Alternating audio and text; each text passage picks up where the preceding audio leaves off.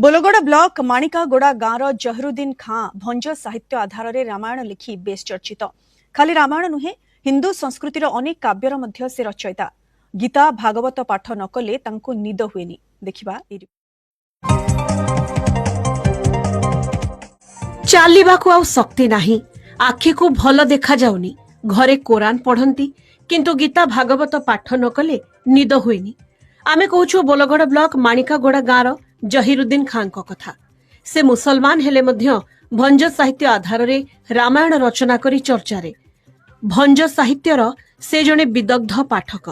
खाली रामायण नुहे हिंदू संस्कृतिर अनेक काव्य रचना करी से साउंटिछंती अनेक सम्मान और स्वीकृति। माणिकागोड़ा परंपरा को जहीरुद्दीन खां जी तांकू आमे एबेकार भंज वाली कहले अत्युक्ति हेबा नहीं।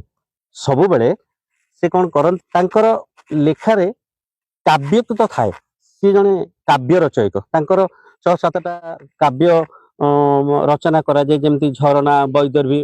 तो वैदर्भी को पब्लिश करिवार ये सौभाग्य आमको मिलिथिला।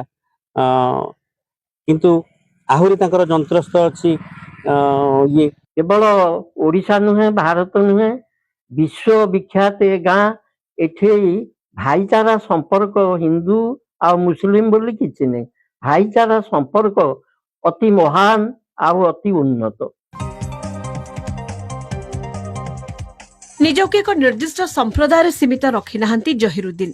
तांको विचार रे मानव धर्म ही श्रेष्ठ धर्म। 1968 रे कलाहांडी रे चाकरी करिथिबा बेले प्रथमे जहीरुद्दीन झरणा शीर्षक कविता रचना करथिले। परे विभिन्न हिंदू पोथी पुराण पाठ करी काव्य कविता रचना करुछंती। 1979 रे से रचना करिछंती रामायण, जहा पांडुलिपि भाबे पड़ी रहिछि। हम विभागर पूर्वरु से बहुत लिखंती आ बहुत किछि लिखिसिंती। तांको भी हिंदू धर्म रो सब पसंद आ सब लेखा लेखि करसिंती। लैट्रिन जाइथिबे जे तांकर मन पड़ी जिवो, आसिकरी लिखि पकइबे। राति रे सोइबे नै, लिखिबे। सदाळे बहुत परिश्रम करंती। बहुत लेखा लेखि तांकर हेतिर बहुत आग्रह अछि। बही झरणा छापी संती आ वैद